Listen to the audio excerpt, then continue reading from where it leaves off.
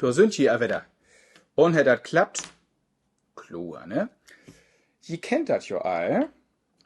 Wo dat nu so fein klappt hätt, da gibt dat nu ein von min wunderbesten super Witzen ob Plattdütsch. Und de Witz, düt mal, de geht so. De Lehrer wiest 2 Eier. Dat eine Ei ist brun und dat andere Ei ist witt.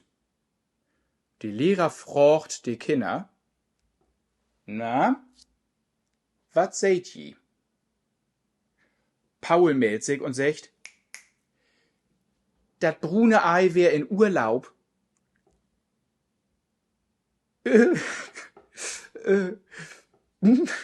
Okay, oh, nochmal. Also, die Lehrer wiest 2 Eier. Das eine Ei ist brun und das andere Ei ist witt. Die Lehrer frocht die Kinder, na, wat seht je? Paul meldet sich, dat brune Ei wär in Urlaub.